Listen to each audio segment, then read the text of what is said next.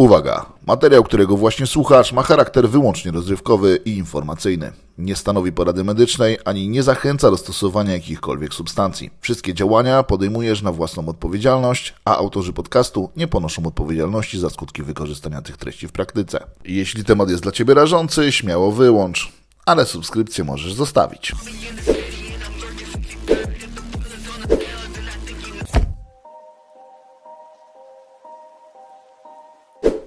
Hello guys and welcome in another English One podcast. Today's guest is Cameron Chick. Welcome, my friend. How you doing? Thank you for having me. I am very well, and I'm really happy that we can see each other today. Just because, like we said, right after I hit the record button, I just miscalculated the time, so we almost lost Cameron today because of my fault. So sorry for that, guys. But we are here, and we are gonna talk about building the perfect competitor with you. And to put it into a perspective, because I like to build some sort of scenario with my guests, because as you know, the bodybuilding is a tricky one, and if we are started to talk about all of the scenarios in the world, is gonna took us probably 3.5 years till we go to the end of the podcast, and we both don't have that many time today. So let's say that I am your new client. I've just finished my contest prep, and all of my markers, like health wise, are perfect. And I've come across the health phase. You just saw my blood results, and you're really happy with that.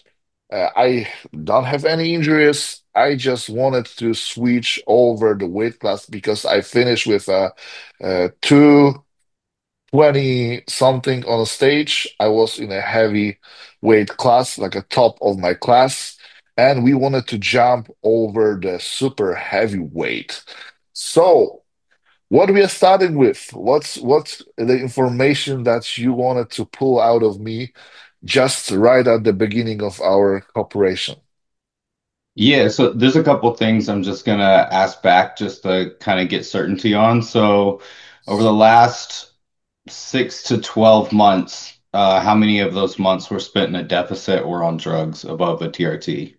Let's say that the whole prep was 16 weeks, so we have 4 months here. And then I was doing something like 20 weeks of off season, and there was nothing like a hell phase ever in my life. But your labs are perfect. Yeah, but my So, lives are perfect. um, okay, got it. And then you just finished up the contest prep and we're obviously at the end of your health phase because your labs are good, or we're coming straight out of the show and your labs are good. And Let's test that. For some reason, I cleaned up, prepare myself just to not give you more of the work, and you're just yeah, saying I that think my that's realistic too, because most people are yeah. gonna need to come off, or not come off, just come down to a less, uh, I guess, toxic environment and just less stress on the body. So got it. So end of TRT period. We got green lights everywhere we want. So, I mean, out the gate, the first thing I'm really gonna do, uh, what you've been doing from a gear standpoint obviously has your health in a good standing. So I'm just gonna leave that there out the gate, assuming you're probably on some form of an HRT.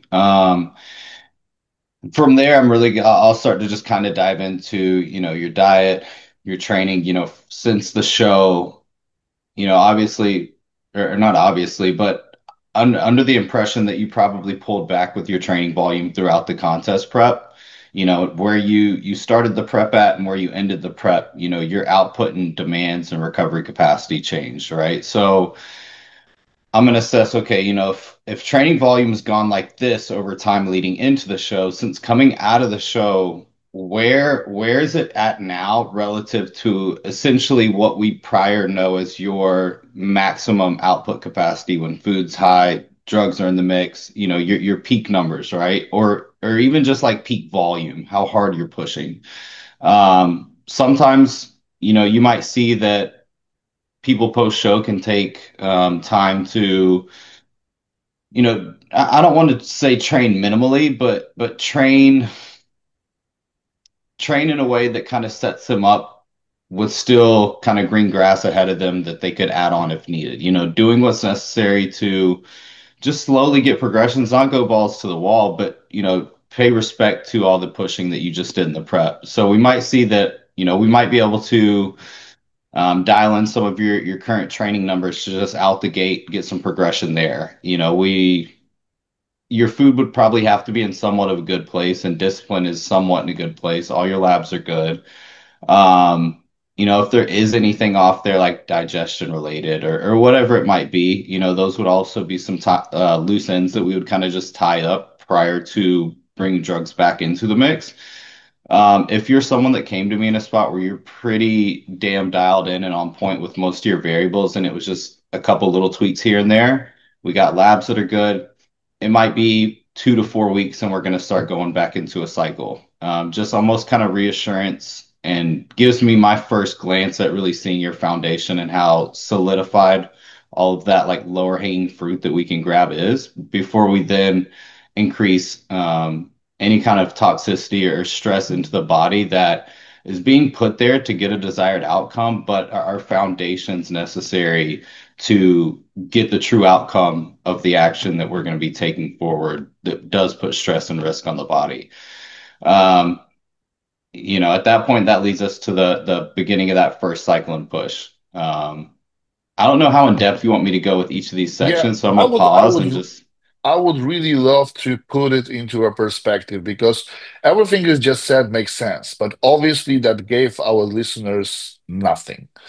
Because it's so wide open that we could do anything at this point. So let's says that I'm joined to under your wings, and you've get me like you wanted to do me some sort of diet plan. You want to give me some sort of PEDS plan, and you want to give me some sort of training plan because let's says that you wanted to switch to more like your kind of way of doing things because let's says for some reason everything that I've done right now it is not just suitable to your standards. So you wanted yeah. to give me something just to start from the get going because we wanted to basically let's say that I am just uh like you say tabula rasa, so like a little like blank uh, piece of paper, and you wanted to rewrite me from the beginning. How do you set up my training at the beginning of our cooperation? Let's start with the training. So a lot of it too, and the way that I do things is I look at everything that's currently going on. Kind of how I just had mentioned all of those things like I would have dove into and then spent those first couple of weeks like, it again, you finished up a contest prep, your health's in a good spot. Like there's some sort of a diet that you're following that's tangible. You know what I mean? And that's exactly what I'm looking at. So if I'm going to try and get more specific with it, let's say that you were maintaining weight. Let's just say you just finished heavyweights, you're 8 weeks. Let's just say you're 240 now at this point. A little bit softer, you're at the top of heavies. Now we got to get that 240 to like 275, 280, good body comp. Um, your diet, I mean, that's what's tough is like I can't just sit here and give like these specific numbers. You know what I mean? Let's say like that. I am coming to you. My health markers are perfect. I am currently training 5 times a week, push pull legs, push pull because this is what I'm doing right now. My protein is around 250. My carbs is around 450. My fats is around 50 grams. And this is something that's maintained my body weight. So I am 230, for example. And this is something that's just maintaining my weight. I am doing the cardio 6 to 7 times a week, 25 to 30 minutes. and doing a daily steps of 12 to 1400 uh, steps. So this is what we've basically. And that says I'm on 350 test and 350 masteron just because I leave it there because it's kept my estrogen in checked and not over suppress it, but not allow it to go over the board. So this is what I'm on. And also I'm using 10 IUs of GH year round. And that gives me my hemoglobin N1C around 5.2 at the highest level, and obviously other markers like inflammation and stuff like that is are in a check. Got it. So I'm gonna try and remember all that best I can, but I think this will definitely make it a lot make it make a lot more sense from like a numbers aspect.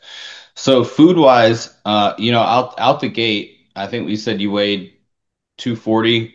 You were eating about 250 grams of protein. Ideally, I'm gonna want to see your protein at, basically if you were in shape, what your most recent stage weight was. You just had competed, not someone's that had competed 5 years ago. Like a relative, like accurate lean body mass, right?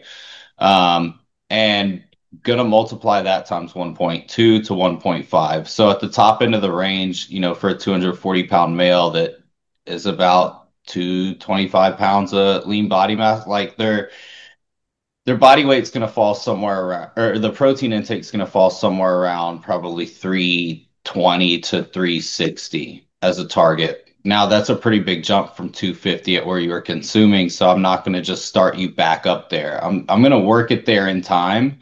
Um, but there's a bottom end of the reference range where things are quote unquote optimal too. And we probably could eat less than that top end of that range and probably still be fine and be able to grow, especially with drugs involved too, but I do think that it's opportunities to slowly just work it in with time, especially if appetite's still really high after the show.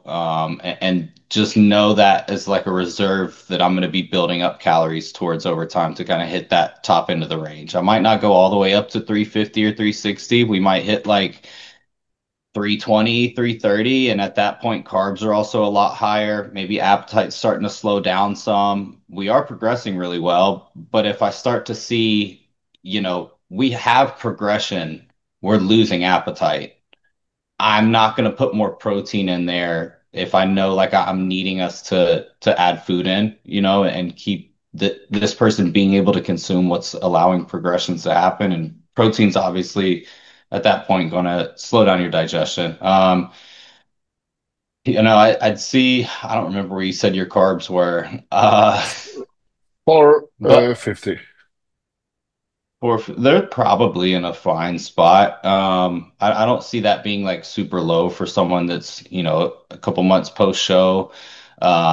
Again, if you're progressing really well, you're not, starving, it's not keeping you up at night, your pumps are good. I'll probably leave your carbs there out the gate and bring your protein up some, especially knowing that we're going to have drugs involved too if progression's already happening. Where fats? 50. Probably am going to work those up a little bit quicker as well. At 240 pounds, I hate just giving specific numbers. So this is all within variance, but I'm probably going to get it closer to like 70 to 80 grams over the next like month or so, just depending on how weight can stick. I think it would drop pretty quickly at that amount of fat.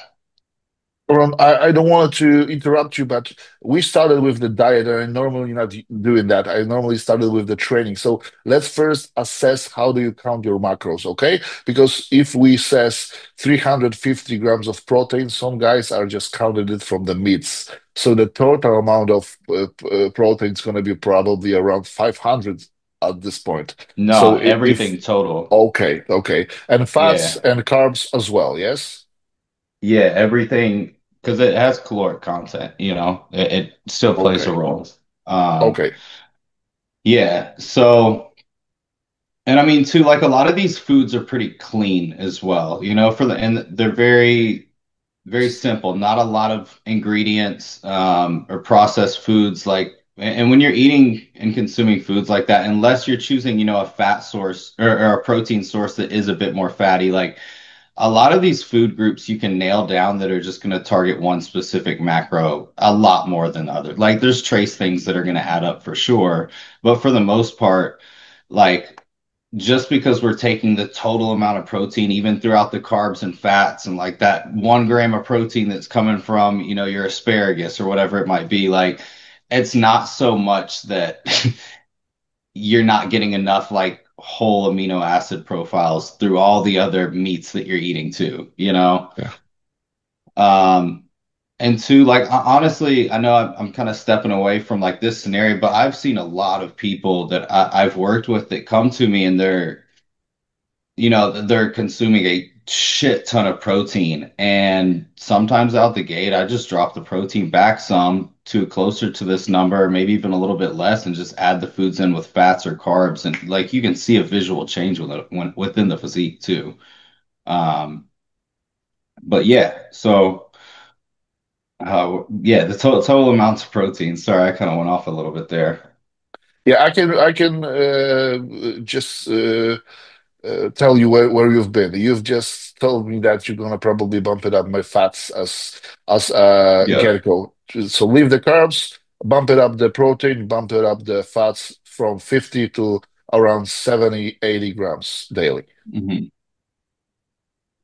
Yeah, and then like I said, food wise, and again, that's another one where I'm not going to make any drastic changes out the gate with anybody. If I notice like red flags or like I've been doing this long enough where I can look at a plan and just know like, okay, that's just not going to fly like out the gate where we're making that adjustment there. But for the most part, those changes will be set and will sit there.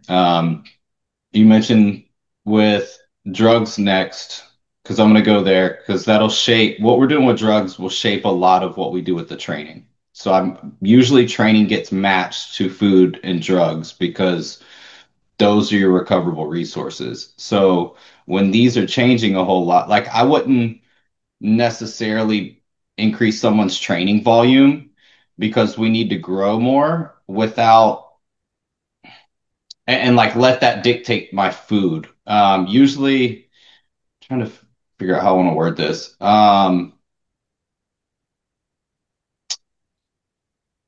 essentially I essentially use the training to be framed around what we're doing with food, drugs, and how the body's progressing.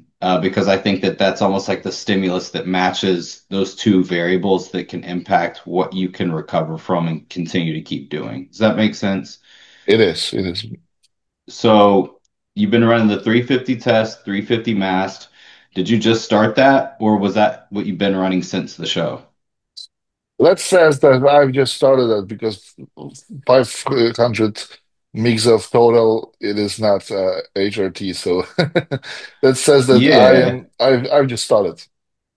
Okay. Okay. I mean, your And be your bloods and be could and before that possibly be fine. I was running like just test without master on. So 350 test and that's it for 5 weeks. Okay. Um, so we just added the mast in. Um, Mast could impact your E2 values. So if your E2 is sitting in a good place with the 350 test, I might reduce the amount of mast and bring the test up a little bit to try and retain that same E2 profile, assuming that mast more than likely reduces some of that turnover from test estrogen, or at least just inhibits your ability to have that circulating E2. So I might adjust your cycle out the gate and bring your test up to 500 and then maybe mast at 150 or 200. Um, that would be I mean, you just came on cycle anyways from being on like the 350 test basically. So I think out the gate, if we can see that we can bring your food up and your food's been low and there's areas we can close gaps on there, we can add in just a little bit more gear, not even much. And I think that we'll start to already see progress start to happen for us. On top of that, you mentioned you're running the 10 IUs of the growth hormone. How are you splitting it up? Let's say that I am doing the whole dose before the training on the training days with a tiny bit of insulin, and on the non-training days, I'm doing 5 morning and night. What time of the day do you usually train? Around uh, like second half of the day. Cool. All right. So let's just say like 2 p.m. just to make that easy, if that works. Yeah, So like like after a lunchtime, two to two three to meals in. 3 p.m. Yeah, after the fourth meal. Yeah, third meal. Cool. So I mean, first I'd probably ask like, yo, is this shit financially stressing you out trying to afford 10 IUs of growth hormone a day? And if you're like, yeah, man, like I'm scraping by because of this, I'm probably gonna tell you to pull back on some of the growth hormone. But if you can just let it rip, like that's just something I'll look out and just make sure because you never know. And some people might think they absolutely have to, and it's like, no, we could probably pull that back some and then eventually start pushing your anabolics higher and like you'd be pretty close to the same progressions. Like it's not going to make that much of a difference if we can do that and maybe run six instead of eight or eight instead of 10. Um, and so with the growth hormone, I'm going to split that up. You're at 10. I would probably go uh, 2 IUs pre-training. If you have some pretty lagging body parts, you can pin that intramuscular and just split that up towards what that muscle group is that's being trained that day. Sub Q will also work fine systemically. So I'll have two pre, um, two post, which should be around 3 to 4 hours later. Also kind of like mid afternoon at that point. So I'm thinking probably around like 5 or 6. That's four. I'd put then another 4 IUs before bed so that, ideally you're going to want these dosings split up to kind of cover throughout the day, right? So if one's at around like lunchtime or two, the other one being mid-afternoon, it's probably 4 or 5 hours later. Now the next one's going to be another maybe 4 to 5 hours later, and that'll be 4 IUs sub Q before bed. Um, and you said your blood glucose was fine on it. Yes. Okay, I guess we'll put another 2 IUs fasted, so that should make 10. Or yeah, that should make 10. Um, as we're bringing in more tests or just other compounds and the cycle progresses, also we'll probably pay attention to what water retention is truly looking like because especially if it's not pharmacy grade, I think that 10 IUs can get pretty sloppy peak off season sometimes if you're not careful. So monitoring blood pressure, just the amount of fluid, you can see it in people's face too, and sometimes just pulling it out completely on a rest day or cutting it in half can really allow some fluid to flush. Um, but if you can afford it, we're not running into issues from it, it's something you've seen progression with. Obviously, you've been doing it year round. We're probably going to keep it. Um, Can we'll I ask? also, pro Can I ask why you will split it like that? what do you mean exactly? The Why I did GH. what? Why do you split it like that? Essentially, just to have more. So when it comes to muscle growth, all of it is they're just slow chain reactions that happen over time. Like we're always constantly either in the state of, growing or decaying. You know what I mean? Like it doesn't ever really just sit there. Like something's always starting to push back and forth in which direction, internally and from a biological standpoint. And in my opinion, I just feel like it makes the most sense to cut, you're gonna have natural growth hormone production and release at night, right? So we'll cover your day where you're not going to have as much as that production either. And we're pinning it from a systemic standpoint as well. Around training, localized, I think can be solid. Which I'm pretty sure we also can have some form of a release and just increase insulin sensitivity from our training too, which that there's a synergy there for sure. with the growth hormone and that increased sensitivity. But like I said, the other times you're doing it systemically, and I think it's about supporting the body. Like let's say you trained legs 2 days ago. Your legs are benefiting from that growth hormone that you're taking today, maybe on your upper body day, but you're still taking it systemically. So there's a lot of other things that we're continuing to support that might be not necessarily in the now, just to keep the ball rolling. And I think that it just makes the most sense to me to try and fill those gaps and bridge together parts of the day to continue to stay in that position that's moving, in a positive anabolic direction rather than slamming all 10 like pre-workout. Does that Okay. explain it? Now in a contest prep, I'll dose it differently based off of fat loss purposes. Um, Essentially, really just that fasted one being there. But yeah, To be honest, okay, I am gonna leave it like that because I am that theoretically it makes sense, but to me it's not making sense to be honest in regards on how I will utilize it. But it's perfectly fine. We're gonna cover it as well on those contest preparation because I'm really curious how do you utilize then. But just let's stick to the off season right now because that's gonna be melting the brains of our listeners if we started to mix it up those two yeah, periods because it's so freaking out of the range that we have to stick to the off season. So we cover up the GH, the PEDs, the diet.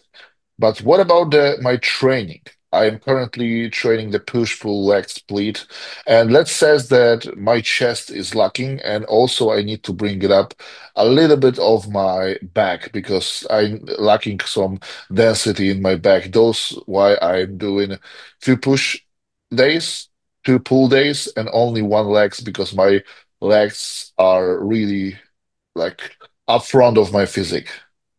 deal. So I'll say this too. Most of my advanced people, I either bring in Nick Gloff to usually do the training, or they're doing their own training or possibly have worked with someone. I still will do training. I can definitely still speak on it too. But um, if you want to talk training, that's the guy I'm shamelessly plugging him. He's solid. But yeah, we can still dive into it. So you said split, pull, push, leg, or is there leg day in the middle and then Is it rest? push, pull, legs, rest, push, pull, rest? Push, pull, legs, rest, push, pull. Okay. I mean, I don't think that it's necessarily, and you said your legs are great. Yeah, Development's great there. It's the upper body. What's your biggest lagging points? Where are your biggest gaps? chest, Chest and chest, and density on my back. okay. Okay. I mean, I don't think that well, your setup is a terrible idea. You know what I mean? I think training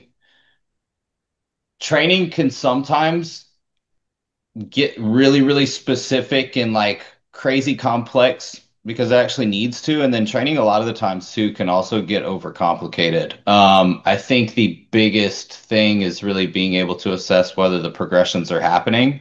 Um, because things don't have to be perfect to make progress. They just have to be more optimal than what you've been doing. So, someone could be following a completely shit plan and like they're still making some kind of and you'll see it with a lot of like genetic freaks too. You'll see these plans and you're just like, what? Like, how are you progressing on this? Genetics play a role, drugs work, they work hard.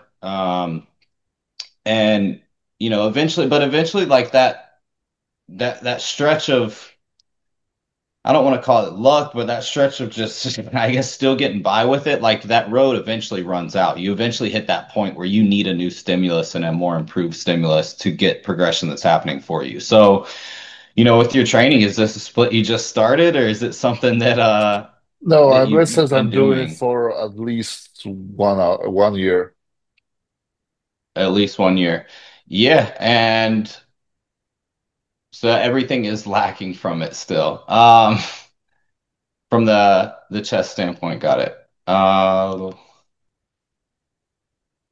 Yeah, I mean, I think the first thing, like the split, like I said, it's not bad. Like if we start to notice that maybe you need some more arm development, or like maybe on your push days, like your triceps are getting smoked because we're doing a lot of pressing work, and like we just feel like we're not getting good tricep training in, or maybe we want more frequency without through our delts. We could possibly plug in like an arm and a delt day in between that push and pull if we wanted to, but I don't think there's anything that we have to overcomplicate with it.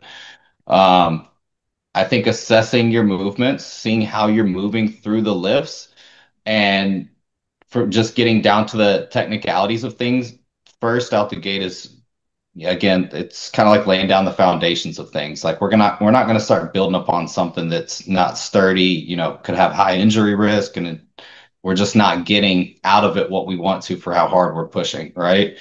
So I'm going to kind of break down your movements, see what you're doing, make sure that your movement selection and order makes sense. I can already see that you're starting to do things to specialize and your weak points, and kind of find that just not maybe not necessarily maintenance, but just like a very like normal, smooth, steady progression, like with your legs. So it seems like there's already some kind of just strategy in place there. And again, like if things look pretty ideal out the gate, you're enjoying what you're doing, I'm going to tell you like, hey, we just got to a point where we're starting to bring your food back up again. We've just brought drugs into the mix. Um, your training is going pretty well here. You feel like, you're getting good workouts in, like, everything is, it takes about 24 to 48 hours to recover, and then you're good to go again. We'll probably leave your training where it is. Or, again, if there were things that I found that were gaps, maybe with exercise selection, or maybe too much volume that you were doing, or maybe even not enough, or like a low frequency of things that you were doing. Like, usually if I see someone that dedicates a whole day to an arm day, like it's usually getting yanked and dispersed out in a higher frequency. But if everything for the most part seems like ideal, like there's no like perfect thing that I'm gonna just be looking for out the gate. It's more so like, does this make sense? And how have you been handling it?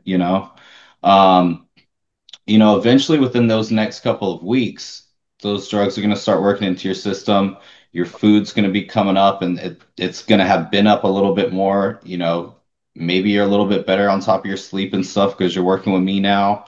Um, Essentially, I'm going to be looking for feedback from you to basically signify like, damn, like I'm starting to push through this training a lot easier, or I feel like I can handle more. Like you just start noticing those things coming out of people whenever that recovery capacity starts to grow. And then from there, that's where I'll start feeding in training into those, gaps within some of the days where I know we can add more volume to it now. That's what I was saying, kind of matching the training towards the food and the drugs. Because if out the gate, let's say maybe you were a bit fatigued and your food was low, and it takes a little bit of time, like 1 to 2 weeks of us getting your food up for you to actually start to like feel it and like feel good again. And like those drugs take a minute to get into your system. Like if I were to just jack your training volumes up out the gate, it might hurt more than help, and we're going to have to end up pulling back on the stimulus to see a progression actually happen. And that puts a coach in a tough position already out the gate. If you're pushing too much and fatigue is high, or progression's not happening, and you have to assess like, is it because we're not doing enough, or are we doing too much? And out the gate, if you have things in a position where the athlete can recover from, and so you've got some room to push things in time, there's a certain level of just certainty and like safety out the gate with, hey, like we can always add a little bit more if we need to. Okay, that's make perfect sense, and this is why this is just more than enough. I don't want you to build a whole like a training split here because this is I obviously is can't gonna help be it, man. I'm so yeah like, yeah it's just like I try and give like general thing, but there's just so many like my brain, the way you that brother like you the answered it processes, perfectly. like, Yeah, I think you answered it yeah. perfectly because you just pinpoint everything that it's really important and just.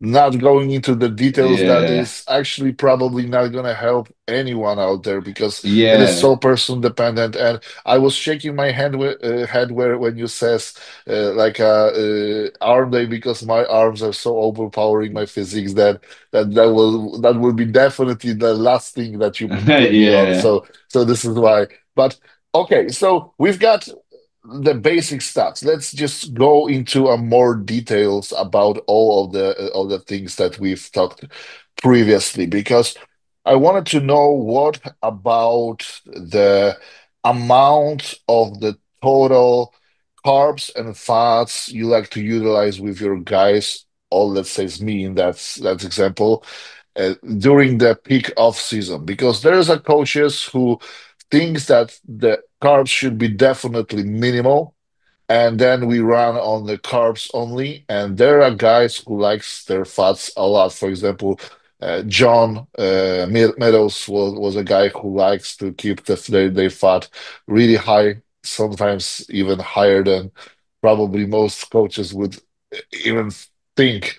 So this is why I'm asking, because those kinds of things are still out there, not properly answered, because it is really hard to gauge how much of the fats really a guy who is on PEDs needs.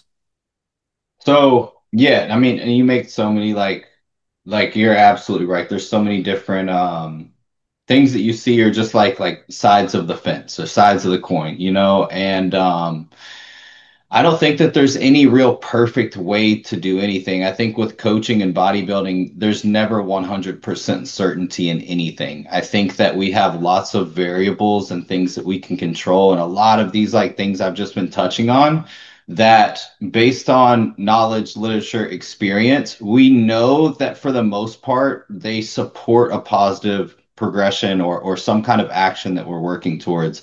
So if we can have all of these things and what we view as good light and like a good intent and reason behind it, we're getting as close to 100% certainty as possible. And I think when it comes to your diet, you know, the main ones out the gate, like your calories have to be high enough. You need to be eating enough protein. You need to have enough fats for hormonal balance. And in an off season with big guys, sometimes like having weight stick. Um, there's scenarios where if your blood glucose can get, you know, super high, or maybe you are holding a lot of water, and you know we've got to find ways to dump some of that fluid or increase sensitivity. Maybe you have it. We change you from just a baseline diet to having now a training day and a rest day diet where your carbs are going to get pulled down more on your rest day. Maybe even protein a little bit too to help pick your appetite back up for the coming days. You know, still within a safe range though. It's not like we're going to drop it all the way down to like 100 grams per day for, you know, a 240 pound male in an off season. Like it just doesn't make sense. Um, but you also too, I don't personally believe you'll need to bring your carbs down crazy either. Like, you know, if you're eating that 450, 500 per day, like, and then that's your training day. Like if I do have a rest day in place where carbs are lower, I don't know. It might be like 375 on the low end. You know, it's not going to be like a ton that's dropped off there because your baseline days and your training days shouldn't be this massive surplus. You know, they should be enough to continue to support progression and growth, which happens slow over time anyways. And pushing it too high, that's where off seasons just get sloppy. That's where labs start to get bad, blood pressure and vitals start to go off. Um, but yeah, so like food sources throughout these meals or throughout the off season, you wanted me to dive into those too, right? Uh, Probably you can, but more likely, I would love for you to talk about the food sources in terms of fats, because there are obviously going to be not a lot of choice when it comes to carbs, because you probably going to choose whatever you digest the best.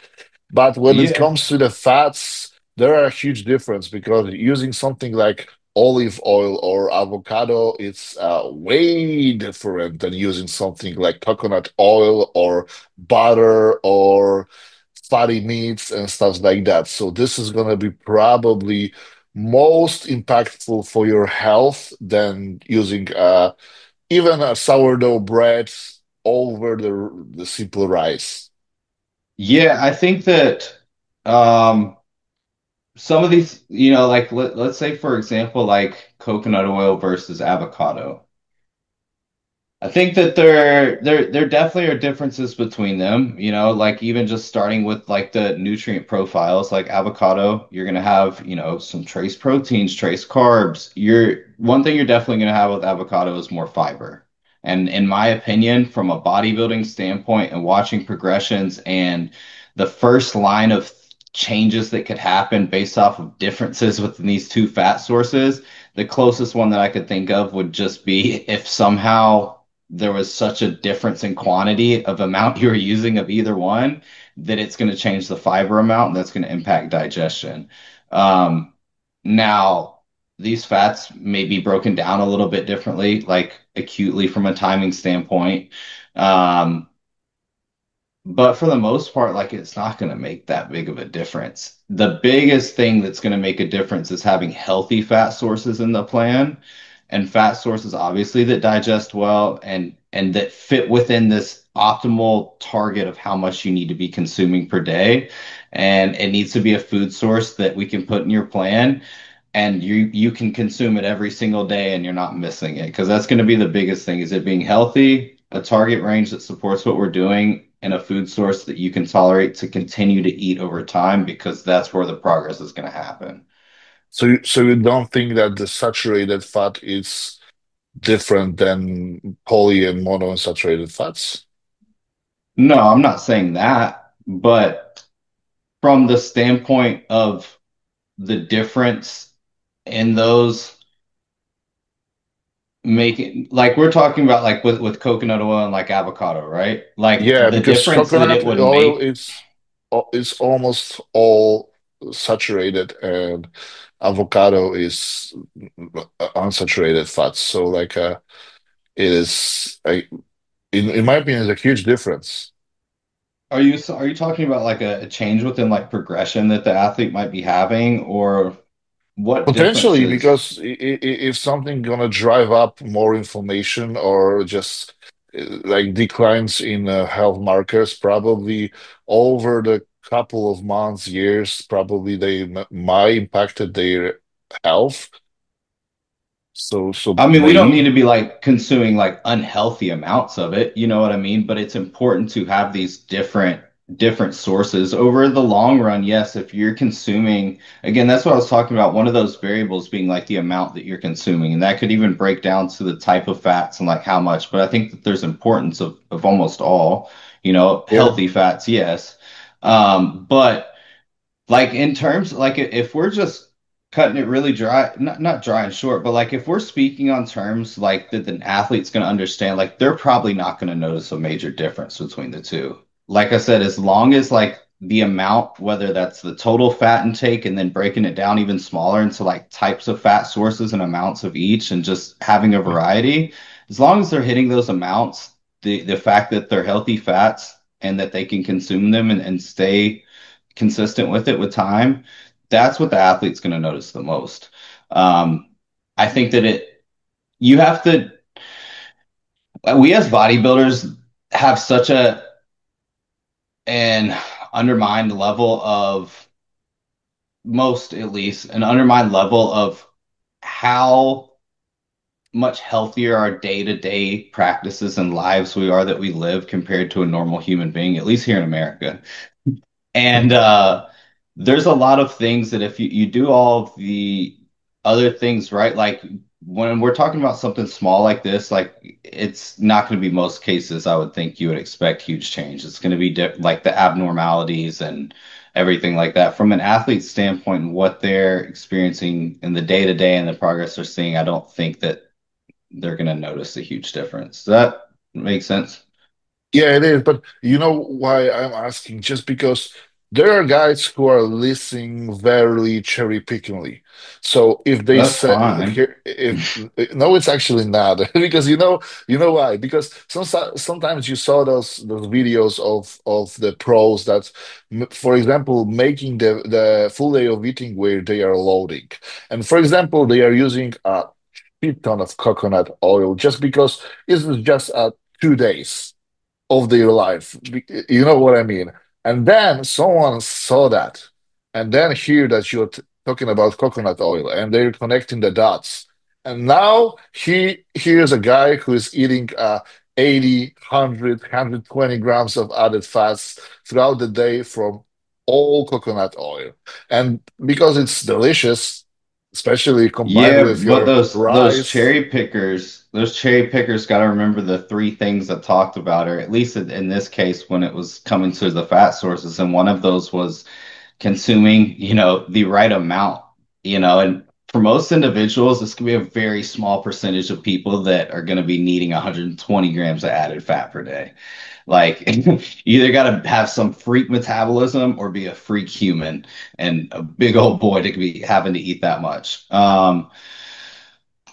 And again, like variety within the sources is super important. Even when I'm peaking people, like, yes, I'll use coconut oil or an olive oil. I'll use some form of a healthy oil that is not going to have a huge digestive profile and, that has fiber and, like, I think you can when peaking, and I'm not going to go too deep into it, but you can choose different fat sources to sometimes have a meal hold a little bit better, have fullness hold a little bit better, even for just a couple hours.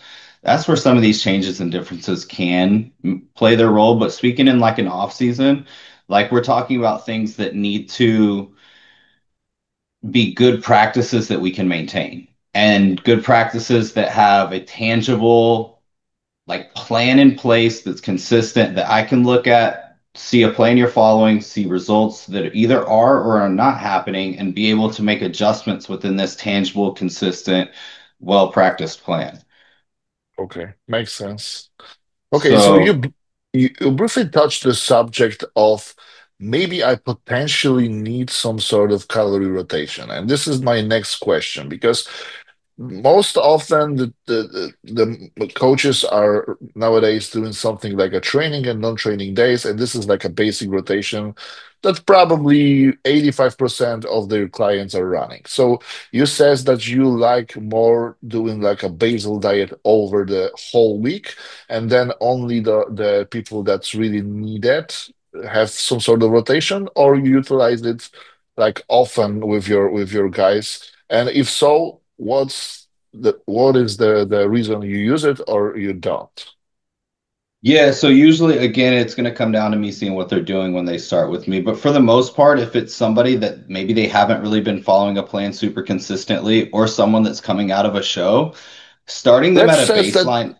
I just remember you were talking about me. So I've never go Yeah, off the plan. I've always doing something like a rotation, calorie rotation. So I have like most often the whole year I am doing something like low days. So it's really low carb days on the non-training days, then the medium days on the most of my like training day, and then the like a lacking body part days are high days most often the time. So this is like a my almost whole year rotation. So based on that, what you are doing with me. to be honest, I might simplify the shit out of things. Yeah. Just because, again, you remember we're starting at a point where we're still building up our resources and our foundation and kind of putting your body to a spot that we can throw more at it, like stress, aka training volume, stimulus, and know that like it's going to fit within your palette of recovery, right? So I don't think that your variance within days, at least for having like a high food day on a weak body part, I think that you're more than likely going to not even be doing enough specialization that that's going to make that big of a difference when it comes to training yet. Also, drugs haven't been in a spot where it's like we're going to be growing a shit ton either. We're working to get that to that point, but in my opinion, I think, you're coming out of a show, you've got a thyroid that we need to make sure gets adapted and regulated up to healthy parameters. You probably also are pretty hungry. And I think that we're going to probably create more peace, maybe even better sleep at night. Definitely a consistent, easier to adapt environment for your body to find homeostasis to by just, let's say you had 300 more calories on that higher day than your other days. Maybe just disperse that food out throughout the week, If, you know, I if you follow a rest day diet that's maybe a little bit less than your training day, I'm probably going to ask you like, hey, is this something like what's the reason that you have it like this? If it's just like, oh, I enjoy it, whatever it may be, I don't think it matters is basically what I'm saying. And I'm going to see if there's a Okay. reason that you have some kind of preference because I'm not going to force you to do things just because either. If it's something you really enjoy doing, like I want to create a sense of like um familiarity for you too. Like, we just started working together. I'm not going to try and just completely change everything. I'm going to find what's probably negligible right now, what things could be negligible, but you enjoy and just let you continue to enjoy that. But for the most part, like if I don't have a preference given to me or nothing said, I'll usually just start people at a baseline diet. When I get to a point in off season with somebody where we do start running into appetite issues, we do start running into maybe a higher blood sugar, we do start running into a point where maybe blood pressure is high or like water retention's high, maybe low back pumps are starting to get brutal on some of these days. Um, that's where I'm probably going to start looking into actually introducing a lower food day and there be reason to it. Now, if we have experience working together and I know in past off seasons, your insulin sensitivity is something that like is just always, genetically been tough. Like, you got to push high food to grow and, at the same time too, like you just can't help it. I might preemptively go ahead and start out good practices there that could support us not tipping over into maybe those um, specific, I guess, just unfortunate like biases that somebody could have person to person, Um, there's also times with the higher food.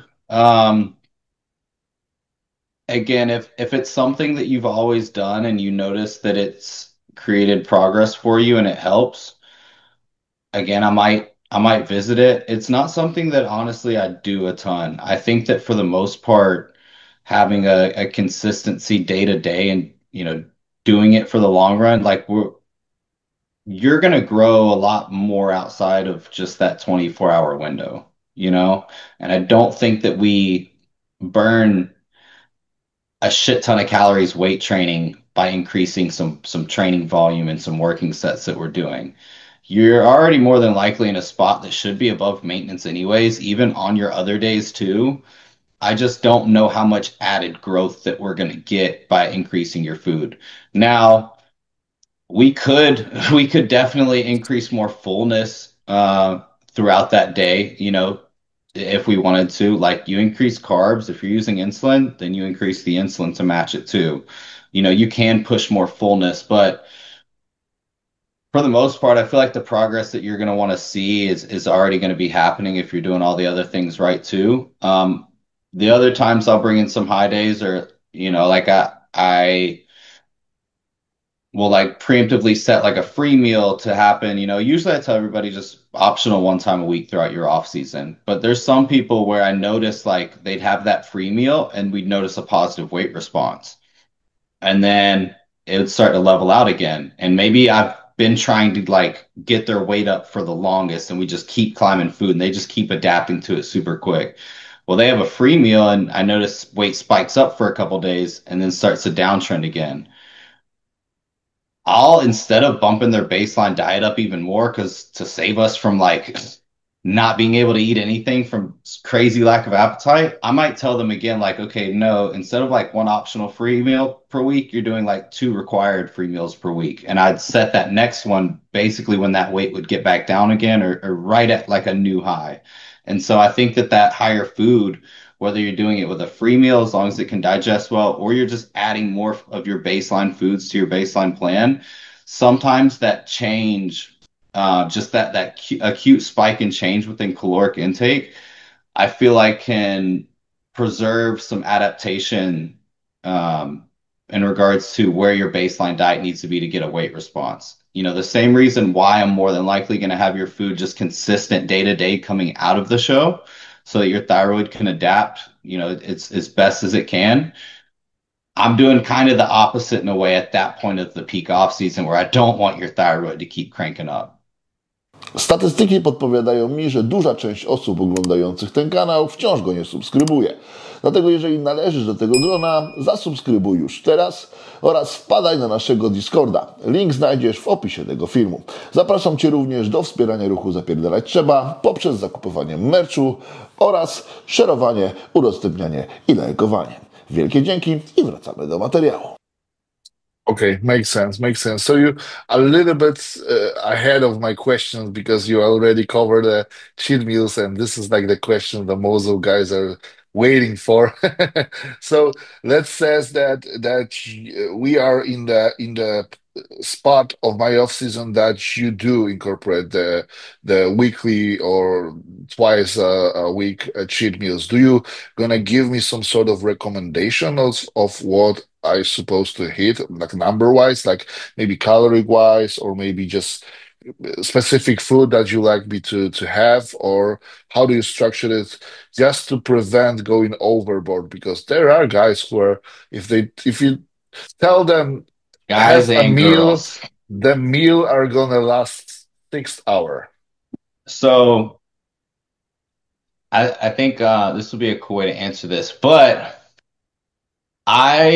when it comes to free meals, I when I first start working with someone, unless we're in a contest prep, like let's assume outside of that, I'm kind of gonna tell you you can have one optional free meal per week, and I just sit back and I just watch and I wait. Sometimes I'm gonna kind of just break down the different types of people that you have, and I'm sure your audience are gonna hear one of them and be like, "Oh, that's me."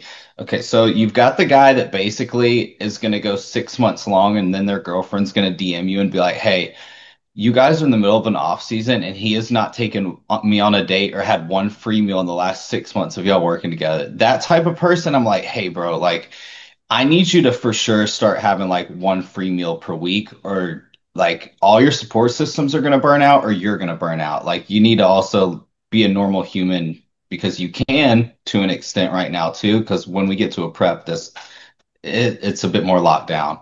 Um, then you have the people that, it's, they get one optional free meal per week. They might not take it every week, but usually they'll probably take it like once every 2 weeks, and they're totally fine. They're responsible about it. It is what it is. It's just a meal that's not a prepped meal in your food container, right? It's different foods. And then you have people that are definitely going to make sure that they for sure have at least one free meal per week. Or the one that they have, maybe they've never been given that freedom of having free meals in the past. And I think that this can be a really big coaching moment for coaches sometimes that we can easily neglect. And just chalk it down to, hey, be more disciplined. Like, don't be stupid. Like, you got to remember, like, this is a sport that's very extreme, and we do it so much, and it's so just part of our daily lives that we don't understand it sometimes. And there's certain ways that the brain has to be trained, especially if you've just been completely restrictive of something for so long. There is no intuition. There's not really a lot of like, could you imagine if someone tried to intuitively eat post show and be like, "Ah, I'm just gonna go like intuitively eat and like, well, I'll just follow my body signals and like it'll Ad all be good. libitum. I won't overdo it." Like, like there is no intuition. There is no like signal. There's no like, yeah. And so those are, like I said, when I mentioned like I kind of just sit back and I wait, again, like you're gonna have the people that do take the free meal and they're fine, and they mention on their sheet, I had my free meal on Tuesday. They're weighing in every day for the most part, so I can see if we have any huge spike or anything. They relay to me how their digestion is the week. If they eat something bad, they're gonna relay it to me. In that case, I'm gonna dive into what they had, start to kind of pinpoint like, okay, like, do you had ice cream after too, like, and your digestion was fucked up? Maybe next time, like, just pull the ice cream out and have the dinner, and like y'all split like a cookie or something, or like I'll start to refine what they're currently doing within that free meal to move ourselves away from post free meal, I guess like progression that we see, whether it's from a weight standpoint, like digestion standpoint. Um, or I guess even how they handle things mentally. But at that point, that's where I'll start to kind of use it as teaching points, where it's like, hey, like, okay, what did you have? I don't want to just tell people like, damn, like you can't have free meals just because you can't stick to anything. Like, I want to be able to help them be able to, like, if they can, be able to have a free meal each per week, which I feel like anybody in their off season should be able to if they're not being an asshole. Like, there's no reason why. If you have 5 meals a day, 7 days a week, that's 35 meals. If one of 34 is not on plan, like, for the most part, especially in an off season, like you're gonna be okay. And no, it's not more optimal than eating all 35. Like technically there's a small percent of optimality that's higher with having no free meals at all. Mhm. But what's more optimal in the long run? You being mentally able to stay locked in or get to a point where we're in a prep and you don't have a free meal for 16 weeks straight because you just had a whole 2 year off season long where every single week you got to go out and eat. I guarantee you your girlfriend or boyfriend is going to be a lot more supportive of you not having any free meals or taking her out for 4 months because you just took her out every week for the last 2 years. Yeah. Like there's just bigger pictures to all of it that I kind of look out for too. If someone asks me what should I have for a free meal, I don't know. Like I'll usually say like the bodybuilding things, like, oh, go have a burger and fries, go have some sushi. Like really, it's whatever you want to have is fine as long as you don't fuck up your digestion and you don't fuck up the trends that I can see, so I can't tell if our plan is working or not. Like as long as we can basically bypass it and like there's no disruption to what we're doing beyond maybe like a 1 pound weight jump, 2 pound weight jump, like, and you return back norm, then that's fine with me. But the purpose of the free meal is to put the athlete in a position where they're not a bodybuilder, to put them in a position where they're not being restricted. Like I have people that are like, so should I like try and track it? And I'm like, fuck no. Like that's not a free meal. Like, you know what I mean? Like there's a reason beyond like, I'm not giving you a free meal so that you benefit from the food. Like, I would be way more specific about what we're doing at that point. You Yeah. know what I mean? Like, I'm way too detailed to just give you some open-ended choice of whatever you want to do and expect a positive progression out of it. It's 100% mental and 100% to support yourself and those around you in the long run. Yeah, definitely, definitely. I love that you're not only thinking about a physical thing, but a mental thing as well. Just because this is they all says that it starts with in your head, but when it comes to diet, PEDs, and all the basic shit, they just forget about it. Yeah. So yeah, if we wanted to build someone who is a competitor, they have to stick with that for a long, long period of time. So bodybuilding is not a 1, 2, 3, 5 years task. It's a probably a lifetime. So if you cannot stick to something for your lifetime, it is not basically your daily habits, the daily routine, it is probably not going to work for you. So that's it totally makes sense. So to get a little bit further in the off season, what about the mini cuts? Because there are a lot of coaches who like to utilize them, and there's You said the coaches what? the mini cuts. Oh, okay. Yeah. This is like a probably just a cute term for managing your athlete when it goes overboard with body fat percentages, or sometimes it's a great tool to utilize when it's some sort of digestion problem, or maybe a problem with a sugar, or anything like that. Probably your answer is going to tell us if you utilize them, and if so, in what scenario you like to use them. As a whole, as a whole of all the people I coach and like everything, look, yes, absolutely. I definitely utilize, mini cuts, whatever you want to call it, right? Um, I don't believe it's going to work out well if the only fat loss that a bodybuilder does is when they're in a contest prep. It's just not going to go well. And again, There's never nevers and always when it comes to this. There's no absolutes. You know, there's some genetic freaks out there that like they just don't really get fat, right? But again, I'm speaking about most people here. Most people also are going to have to take long off seasons because they're going to not be the freak that puts on 20 pounds of muscle a year. You know, like you're going to need to eventually find a point where you're in an off season and have like 2 calendar years away from a show. Like, in my opinion, most individuals that aren't genetic freaks or newbie drug users, you know, seeing real changes within a physique is usually going to take at least 2 to 3 cycles.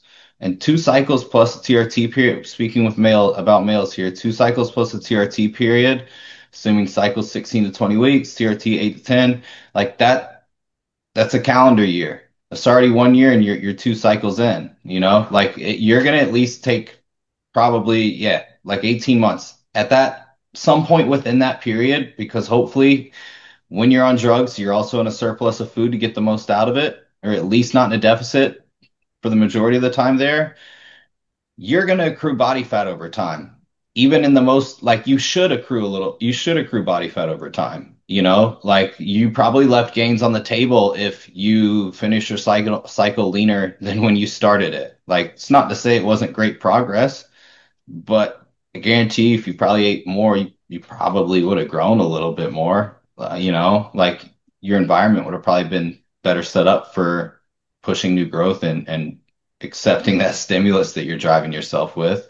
Um, in my opinion, I think mini cuts are basically just pullback periods. You know, I think that you have periods where you've got to reduce the stimulus and the stress of what you're doing to get a certain outcome and reaction, because you're going to start to hit a wall with that. And also, too, you come off cycle and drugs aren't in the mix. Your training, you're probably going to start to work some of those training volumes down because you're going to start to realize that you can't recover from it. What are you gonna do sitting in a surplus still?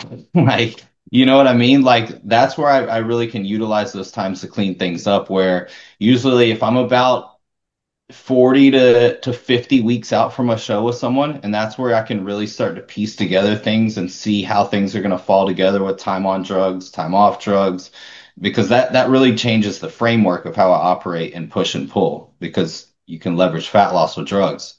Um, so I mean, I'll kind of assess like where we've gotten to with things. Like, let's say we're at a peak off season. We know that we're going to compete, you know, in a year, right? We know that we've got probably a 16 to 20 week cycle into the show where we're going to be in a majority of the time in a fat loss phase. We know probably where your stage weight is about. We know where you're sitting right now. We have one more cycle ahead of us in an off season before we do get to a prep. Do we think that after one more push, you're going to be too fat to get all that off within one prep? You know, there's some individuals where it's like, hey man, nah, you've actually stayed hella lean. Like as long as we just keep it controlled like we have been, you know, you last competed at, you know, 220 on stage. You know, we expect you to be, I don't know, maybe around 230 here, like in next time you're on stage a year later and you know you're sitting at maybe 250 before one more cycle in that off season, like yeah, we could get off 20 to 30 pounds throughout a contest prep. Probably the closer to that lower number over a 20-week period, the better. But like that's still definitely doable. Now, if we're sitting at like 285 and you know, a year and a half ago, you were on stage at 220, and it's apparent that you didn't just put on like 45 pounds of muscle. You definitely grew, but not that much. Like we probably need to get you from about 285 to probably somewhere close to, you know, again, if we think you're going to be on stage around 230 to 240, like I'm probably going to want to have you somewhere around maybe 250 to 260 before we, at that point, I think that it'll be close and I'll be able to actually assess where you're sitting at and determine like, okay, no, like we're good here. Maybe we only got like 5 to 10 more pounds of fat I want to pull off before we change back into that final push in an off season. But I essentially go into that final cycle and push with being happy with where your body fat level is currently at and knowing we're going to be getting just a little bit softer to then know I've got to diet that down in one go. Okay. Okay, But I thanks. personally think that, yeah, mini cuts are definitely like they should more than likely be used.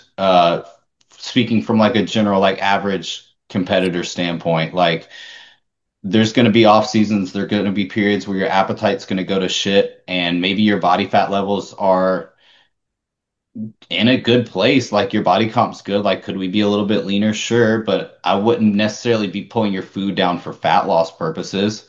Like, cool, we're gonna get a little bit leaner. That's fine. It's less we got to take off, or I guess more room we have to put some on. But there's sometimes too where I'll pull food down just because you can't eat anymore, and I'm like, hey, bro, like do your best to recover and sleep and let's stay on top of your training because I don't like you're already decently lean. I don't think it's necessary for us to put you into a deficit right now, but it's not working what we're currently doing because your appetite's shit, you're miserable. Like we're gonna take one step back here so I can set you up to take more steps forward. Because we're running to the end of the road at this point with food here and your appetite being shit. You know, you could also see too like insulin sensitivity levels, which also go hand in hand with appetite, as well as inflammation, also goes hand in hand with insulin sensitivity. Like it's all kind of connected, but there's most definitely like stressors that you always have to push and pull, you know, and like that's what causes change. Like it's a change in stimulus, and like at some point, like you can't if you don't give enough of a stressor, you're not gonna have progress. You give too much of it, you're also not gonna have progress. Like you got to sit here with it, you know, like that U-shaped curve. Like and sometimes we're in a position where we can push the stimulus higher, and you know, maybe we can adjust in the day to day and make changes and relieve that. But there's also cumulative stress that comes about too. And that's from doing something for a long period of time. And the only way to get that backed off is to give yourself a little bit of time with the right, you know, actions and right environment that's not as demanding on your recovery. And so when we've got food changing, we've got, you know, drug doses changing, you going on and off cycle, these are all things that impact your recovery capacity and your ability to handle stress and stimulus. So we take a look at that and we adjust again like that stimulus with time. And sometimes that's driving your food up, sometimes it's pulling it back down, that's sometimes reducing your training volume, bringing it up because you can recover from more, you know, bring your doses down, you know, to get your health right so that we can bring them back up again. You know, like it's all they're all connected and intertwined with one another. And yeah, it's just about again, like, you know, you kind of notice how I talk about it a lot, like longevity. And it's just because that's what's going to bring the most out of people. Like you want to talk about building the perfect athlete, it's somebody that like they understand it all and they're not looking for the progress that's in the day to day, week to week, or even month to month, and sometimes even season to season with some of these guys are, you know, 20, 21, 22, 23 years old. Like they're just scratching the surface of what they could actually be capable of. So it's just like make sure that you're doing the right things and doing what you can honestly do for some time, you know, and be honest with yourself because like there's still a long like road ahead basically, and just lots of wins and losses that are going to come along the way too. Like that shit happens. Yeah, definitely. I've often says that the best progressing athletes are the living ones. So if you Hmm. drive yourself And not dead, getting hurt. you're Yep. yeah, you're probably not gonna progress as well. So Mm-mm. uh, going into a little bit more of the health, what about the cardio during the off season? Do you like to Oh, that's a great utilize question. cardio with your guys in the off season? Because I've known coaches who don't like to make their athletes to do cardio because they think that it's potentially might be impactful of their growth. And there's also a guy who like to use a shit ton of cardio because they thinks otherwise. So I remember you actually mentioned we were kind of going over like, oh, I'm eating this much, doing this for training, you know, taking this. You had said you were doing, I think, 20 to 30 minutes of cardio 6 to 7 days a week, and you're getting, I think, like 12 to 15,000 steps a day, something like that. Yeah. Basically over 10,000 steps per day. So like you said, you were pushing 10,000. I think from like that, there's certain reasons for either steps being in place and there being benefit to it, or cardio being in place and there being benefit to it. Again, there's a U-shaped curve, right? If you're not getting enough steps in, one, I don't think it's good for mental health because you're probably not going outdoors. Two, there's probably some efficiency we could find from a digestive standpoint by getting more active. Um, you're a living human being. Like if you're walking 2,000 steps a day, like I don't have to tell you science for you to know that getting Yeah. 5,000 steps is better. You know what I mean? Like, so there's a certain level of like a box that I'm going to check where I'm assessing a new client intake or just like, okay, am I doing what I need to be doing with the athlete or telling them what they need to be doing? Like part of that is a certain activity level that they're getting in, right? So you're getting 12 to 14,000 in. I'm cool with that. If we get to a point where you're not like we're struggling to put weight on and you're struggling, like I know we're running out of room of how much food we can push, I'm going to start looking to see if we can pull your steps back. Or if maybe your leg recovery isn't super great, I might start to pull some of those steps back too. I don't think that you'll like have to force yourself to sit inside all day and get 2,000 steps in, or even 5,000 if you had been getting 12 to 14. But I think that if you were to bring that to maybe 8 to 10, I think in the long run, you might start to notice things alleviate, or we might start to notice that we don't have to bump food up as frequently after some weeks of doing that. But yeah, it's kind of just assessing at that point when there's a reason to, you know. Now, on the cardio side of things, if you have been getting those 12 to 14,000 steps per day, like some people have desk jobs where they only get 2 to 3,000 steps in, and they say, like, whether you have enough time in the rest of the day or have kids or whatever, even if you don't have the time to get it in, that's where, like, I'm gonna for sure, like, okay, there's some form of cardio that we need to bring in place because it's way more efficient from, a output per second or output per minute compared to just walking. And there's a certain level of activity, like from a health standpoint and activity standpoint, that we need as human beings, right? That's the reason why I was saying it's probably a good idea to walk 5,000 steps instead of two, But if you can only get two, then we probably should do some form of aerobic exercise in a shorter amount of time because you don't have a lot of time. Um, but for anybody, honestly, I think in an off season, I think everybody needs to be doing some form of cardio at least 2 to 3 times per week, pushing your heart rate to 120 to 140 beats per minute, anywhere from 15 to 20 minutes. I'm sure that like from a cardiovascular standpoint, like you probably could get a little bit more healthy by doing more cardio, but again, there's a U-shaped curve to it. Like I think 2 days, 2 or 3 days should be enough to get that stimulus from an aerobic um, capacity standpoint, from a cardiovascular impacting standpoint and benefiting standpoint. That I think anything over that, I think that there's still probably leeway up and down with that with what someone could get away with. But you're going to start pushing into that territory. Okay, now we're doing cardio 4 times a week, or now we're doing cardio maybe only once per week. Like that's probably not a good idea. Like I'd say every 3 to 4 days, it's probably not a bad idea to get some form of cardio in. And it's not going to negatively impact your growth. I think if anything, it's going to help.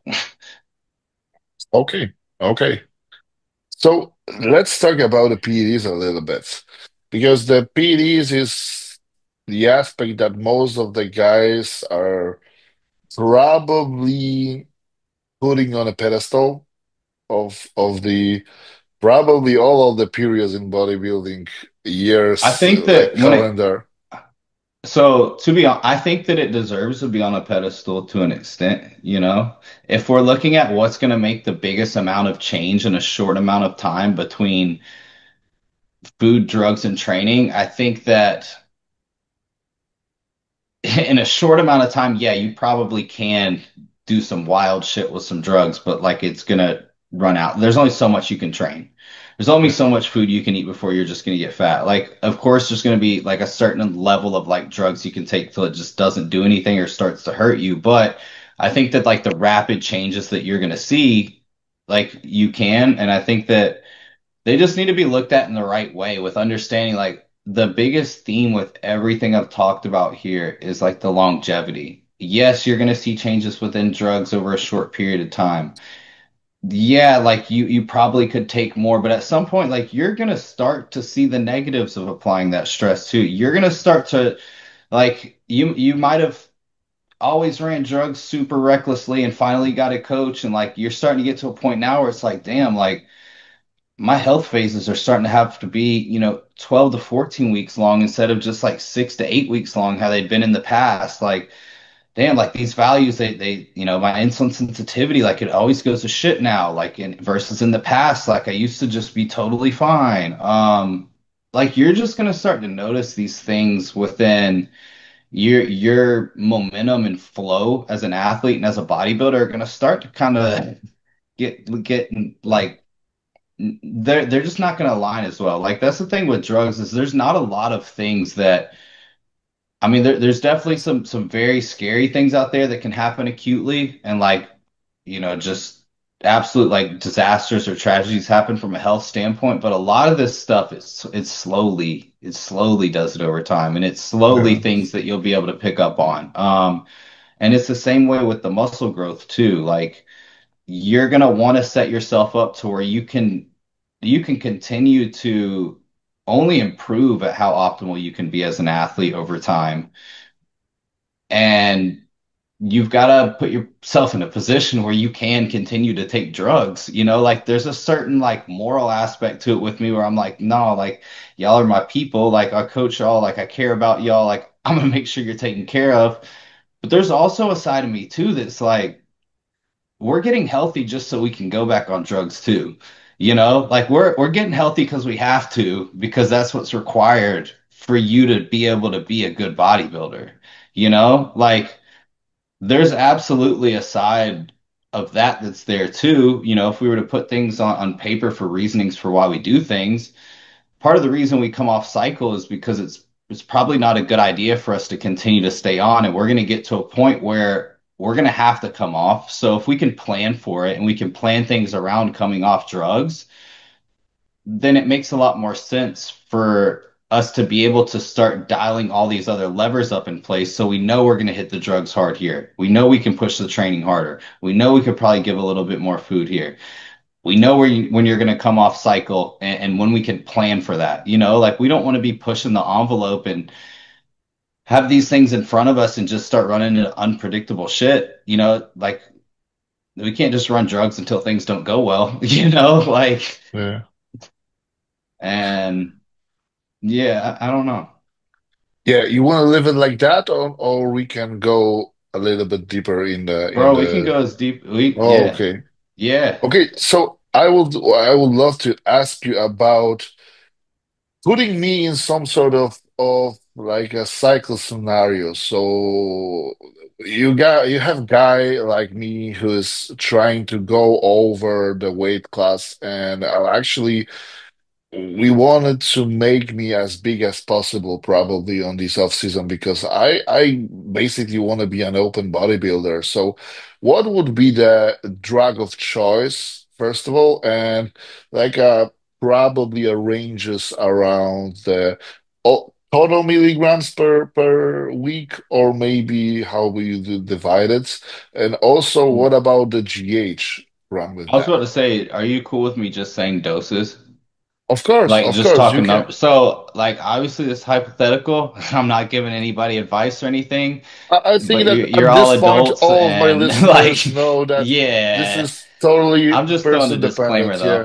though. But yeah, and again, all of it could have some leeway, but I'll probably think of something like realistic here that we would find within probably a couple 100 milligrams of each compound or a couple IUs of whatever it is we're using. Like the range is probably going to be somewhere around here in most people at this size or this level with the goal that we have. So, um, you know, I personally like I know when in this scenario, like you came to me where you were at like the 350 test and add in some mass, like if we're really like cranking into an off season with things, and starting to make a push and like where I'd line things up because I think you had gone on the cycle by yourself, right? I would have had your cruise, you would have been running like 200 tests and that's it. Like again, like if I'm gonna make progress and use drugs, like I'm gonna use them versus like you were supposed to be on that TRT, you were at the 350 test. You know what I mean? Like I don't think that there's Yeah. a giant benefit to the 200 to 350, and I would just keep you at the two. But I would bring you on cycle, and I would probably assuming that your last cycle was probably somewhat close to these doses, and that like if you're a freak that had run hardly nothing, it's probably not what your cycle would look like. But if you're someone that's been pushing and working and grinding and been doing this, 5 to 7 years now, and like you've taken your fair share of stuff, like most people in your position probably would have. I probably would start your cycle out, test anywhere maybe 500 to 700 per week. And then if your cholesterol and lipids are fine, and usually are, then I'll probably use some Primo. And if I need to control any E2, I'll probably use Aromasin. If you're someone that, from like a lipid standpoint, is just genetically prone to maybe a lower HDL or just something that we want to be more cautious with out the gate, I might keep the test close to that 500 spot, use mast instead of primo because I personally feel like that there's a difference in how aromatization is impacted or E2 levels are impacted when comparing mast and primo. There's some people that are sensitive to both, but I feel like there's a lot of people that are more sensitive to the mast and not as sensitive to the primo.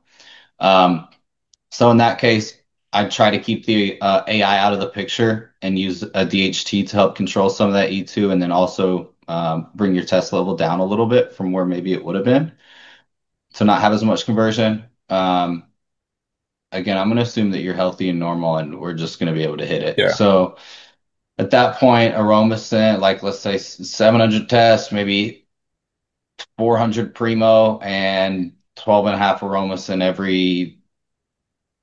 anywhere from every other day to even every 4 to 5 days. I'll usually pull E2 values within maybe the first four-ish, after about 3 to 4 weeks being on cycle, because at that point things should start to stabilize. And I want to get an idea for how you aromatize. I want to get an idea before I work into higher doses or adjusting anything else or bringing in a 19 nor where progestins can be involved.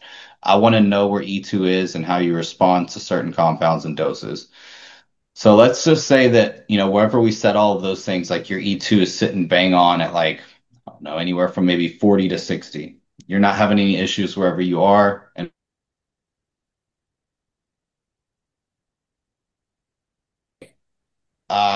I would probably start to look at your progression in a way where I'm trying to see if there's any slowdown in anything. I'm just trying to start within about 4 to 6 weeks, trying to see like, okay, are we stopping realizing like this fullness that's just continuing to keep creeping in week by week? Like at some point, it's going to kind of level off a little bit more, you know?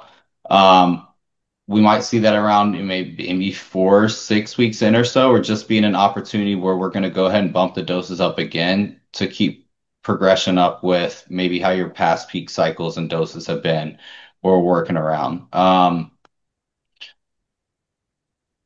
At that point, I might either bump up the primo to by a couple 100 milligrams or maybe bring the test even up to a gram. I'm not going to do that with a lot of people. A lot of people are going to aromatize too much. You have to do things to, I don't know, just be able to take that certain dose of a drug. And I think there's other compounds you can use to get benefit from before having to force that. But 750 to a gram probably.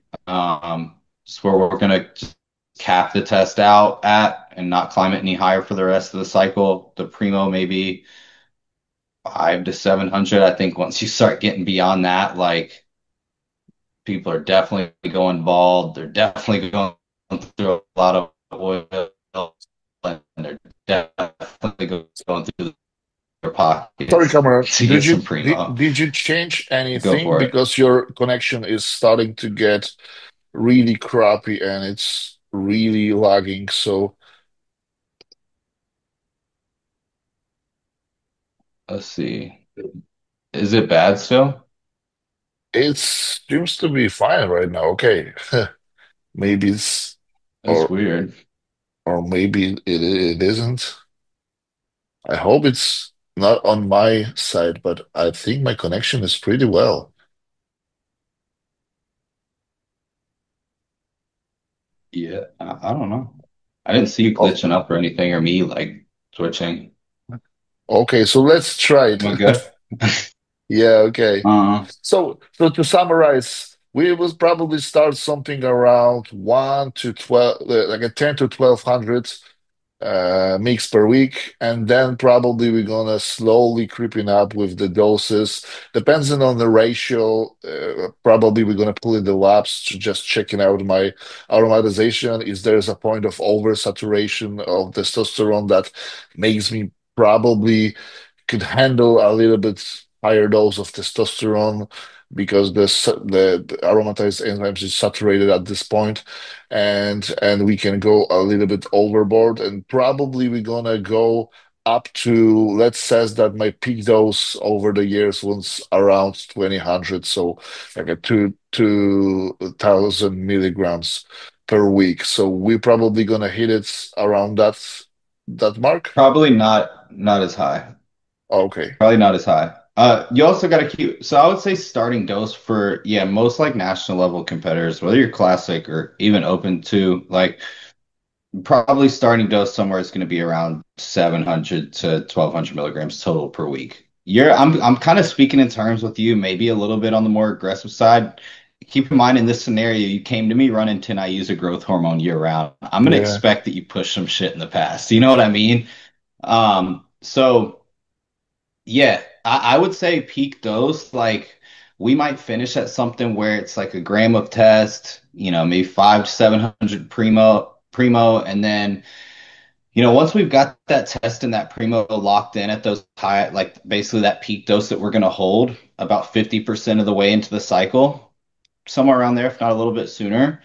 Again, I'm going to start to realize and recognize, around maybe weeks 10 through 14, like I need to add more of a stimulus in place where we can drive more progressions here, where I can add more training volume in, drive more changes and adaptation. And one of the things I'm going to do is I'm going to bring in possibly another compound of some sort. And in some cases, in most cases, it's probably like NPP. If someone's super bubbly genetically, or maybe they're holding a lot of water, or maybe a little bit too soft, and we need some more of a push, I might use something like Anavar. I think it's super. I think Anavar can be honestly underrated, especially with the mental drive it can give with training. I think Anavar, like some of these cycles get super long. Like Yeah. sometimes it gets boring when you're like week 15 in and you're just like it's not even exciting to be on cycle anymore. Like doesn't feel like how it felt on week 4. And sometimes bringing in an oral can sometimes help with giving that little bit of a kick or push too from a mental standpoint. But yeah, I would say about 50 to 65% of the way, and I'll probably introduce NPP in this case with you. 100 milligrams per week. Hold that for probably a couple weeks just to check and make sure that we're not running into any kind of issues, or just assessing, how you handle it mentally too. Sometimes I'll see that 200 milligrams out the gate, even at somebody your size, does some good stuff. And I might just be like, cool. I do have intentions of bumping this up, but I'm going to ride this out right now. And sometimes that means I might bump it up to 300 to 4, maybe 5 if I had an athlete that was like, please, like I've taken it before in the past, like that's my sweet spot. I might just be like, sure, all right. Like we'll work up there. I don't like if you're really that adamant about what drugs you want to put in your body, then I guess we can, like it's not unreasonable or crazy different from like 400 per week. And that's usually where I about would max or not max things out, but it's kind of where I just stop because we run out of time with the cycle or we were getting progression from that lower dose. We worked now to the 400, that 3 to 400 dose. We are still seeing progressions there, and it's like, okay, boom, now we're on week 20. it's probably go ahead a good time to go wrap things up here. But yeah. Okay. And I know, yeah, go ahead. Yeah, I want to ask you about the GH because Yeah.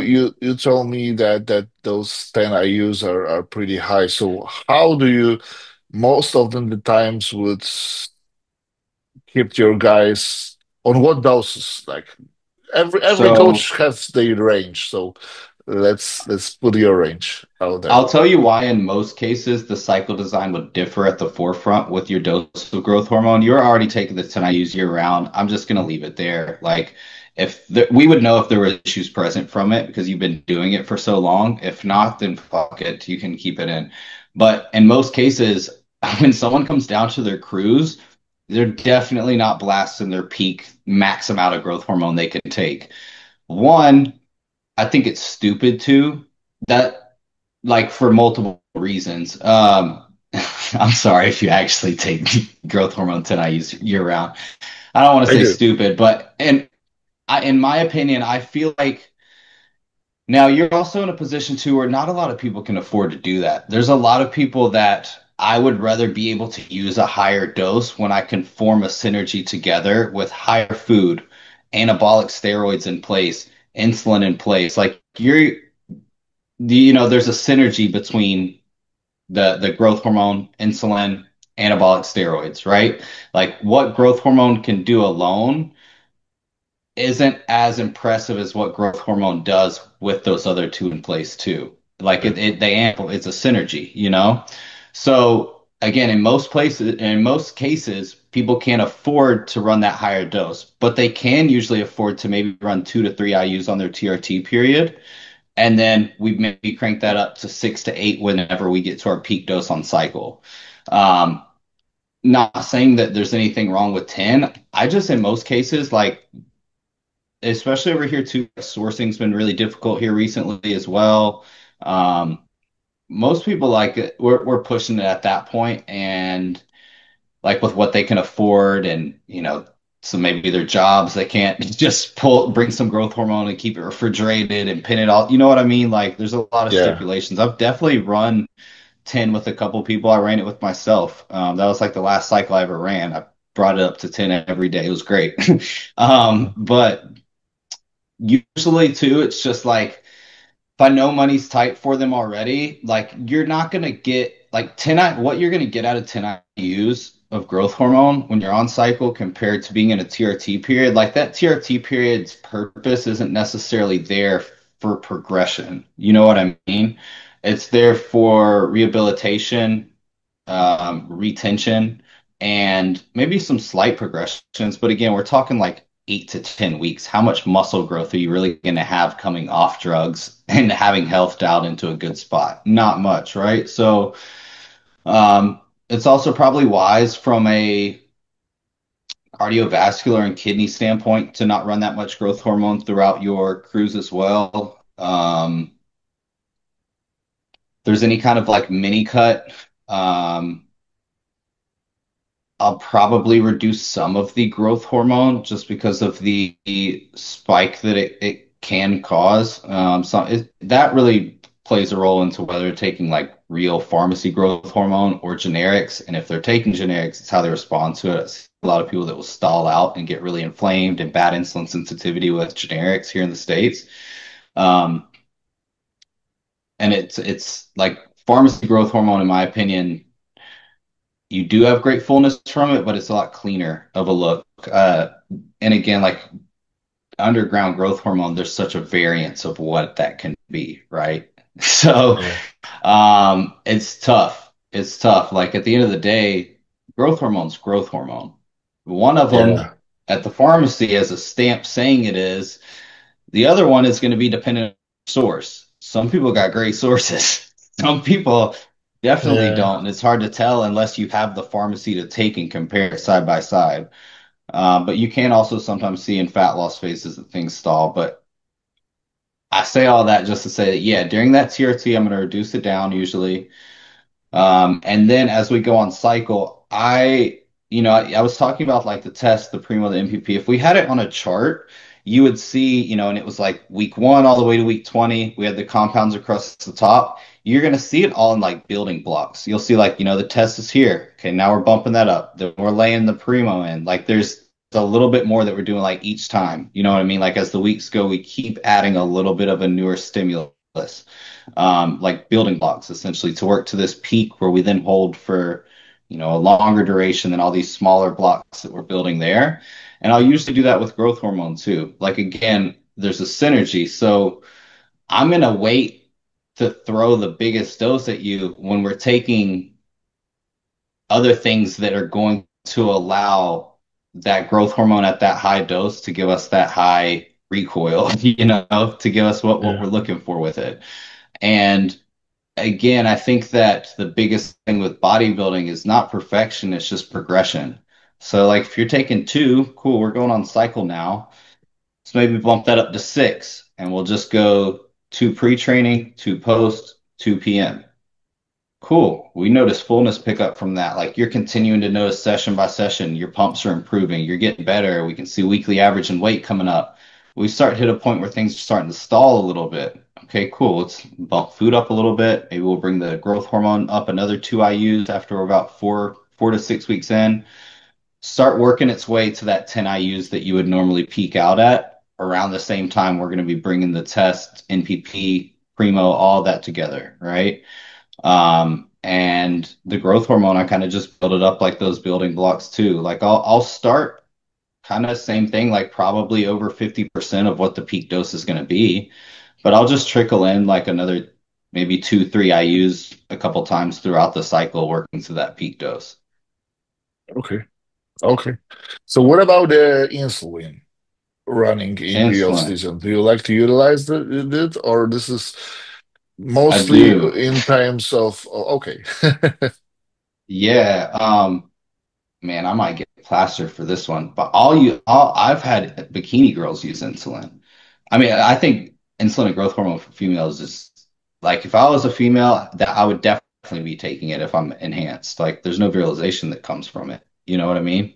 Yeah. Like it's an anabolic that's non-androgenic.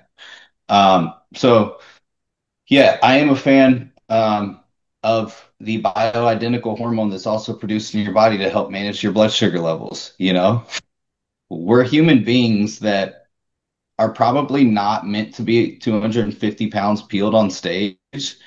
And our bodies are probably not meant to consume 4,000 calories per day for 6 to 8 months straight and still have manageable blood sugar levels and normal insulin sensitivity.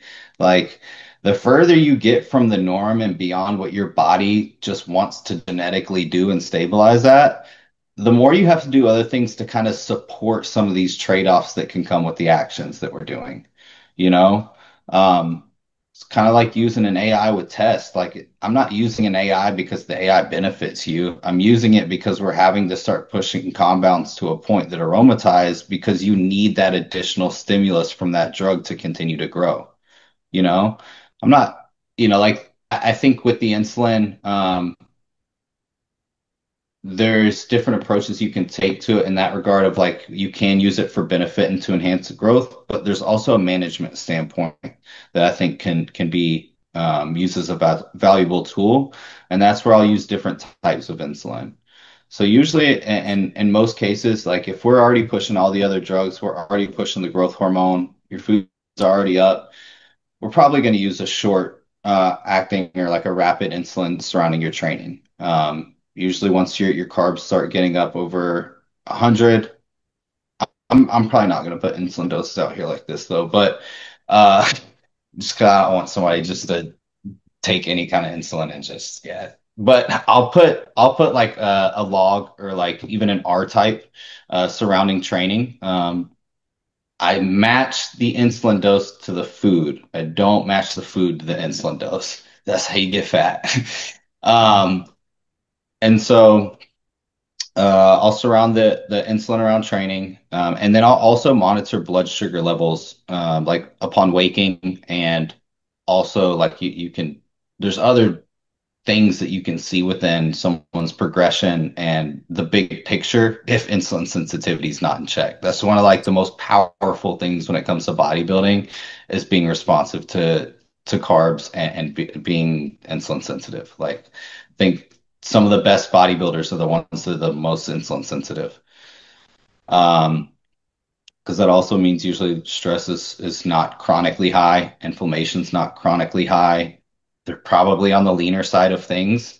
And so it's usually the ones who stay insulin sensitive or manage blood sugar, they go the distance. So I'll monitor those fasting levels, and if they start creeping to a point where they're high, obviously there's things that I'll look at, like, is it just because if it's high because we're consuming this amount of food that's obviously looking at it, 600, however many grams of carbs, like it gets to a point where how much can you ask the body to do naturally, Like Yeah. it's expected that it's going to start to slow down. We might be at week 15 of our cycle where we're at a peak dose and training's going crazy, but we're getting a high blood sugar value. If we realize like your sleep's perfect, your stress is perfect, like you're not crazy inflamed, like it just is what it is. I'm not going to pull your food down in the middle of us making some progress and like putting on new tissue that you've never even had before just because your blood sugar value is high. I'm going to probably bring in, a Lantus or a Novolin in insulin to help manage it for the meantime so that we can continue to drive the progress. I don't think it's something that you should take year round because I think at that point you're ignoring why your blood sugar is that high. But in this case, where again, it's truly because your food just has to be that high for you to get to the size that you want to get. And for that duration, yeah, I think that it definitely has its purpose and role. And I think it's healthier to use it and manage your blood sugar values if you are going to keep pushing and keep your food up versus let your blood sugar just sit chronically high with like no insulin in place. Yeah. I hope that you're finished because uh like the connection is getting wild right No. now. So, you hear me? Yeah. Yeah, the connection is getting wild. So we are probably gonna end it up here because I think that we cover up the most of the or probably the all of the things that I wanted to cover with the off-season period. And probably we have to do another one when it comes to the contest prep, picking Yeah. protocols, I and feel like coming I'll be able to out of speak on that. Crazy. yeah, That'll be because fun. yeah, because it's 2 hour. We are 2 hours in, and you basically I've had a couple others questions, but you basically cover all of them during the your short monologues. So I am not going to ask you again about the I'm sorry. AIs because no, this is perfect. I love when it goes like It's that been a because this while since I've been on a podcast. I was super excited though, so I man, appreciate you it having is me. far better like that because I can ask those the generic question like, do you use AIs? But you basically cover it, so I don't have to ask this question. And the same with estrogen. You says that you basically go around the fields of your guys, so it's everything around 40, 60. If you're feeling fine, it's okay. So everything you've covered up here. So I think that we are all said and done, and I hope that guys that's going that comes with us to the end of this podcast are right now have some sort of uh, like a knowledge about how you goes over the things, and probably they're gonna help a lot if they maybe thinking about hiring you or just wanted to just a little bit more get into your head because I think that there's This will help many the ways. overthinkers. Yeah, The definitely. overthinkers Because out there would definitely benefit.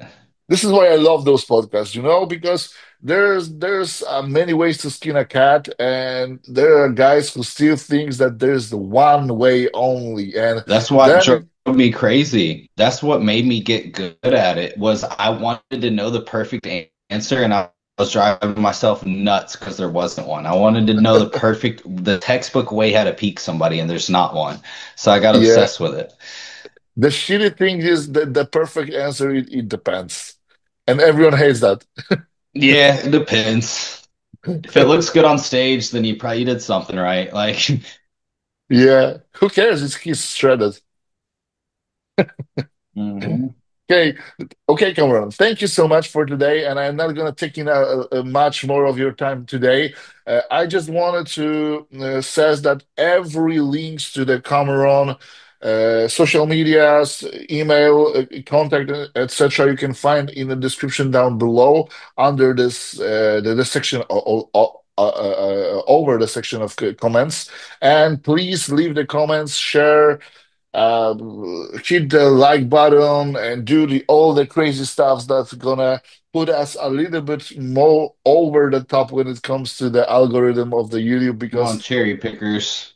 yeah, because yeah, I am uploading it from Poland, and YouTube thinks that, oh, your YouTube channel is Polish, so we are not going to show that video to any of the English-speaking people. So this is why the views are sometimes shittier on those English ones. But there are guys from, for example, Professional Master that loves all of those coaches' contents, and they are pushing it hard. So I believe that we can hit quite a lot of number. And thank you once again.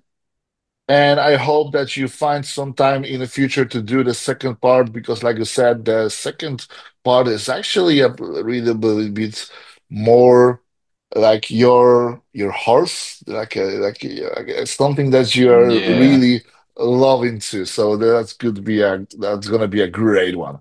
So thank you once again, for and sure. see you next time.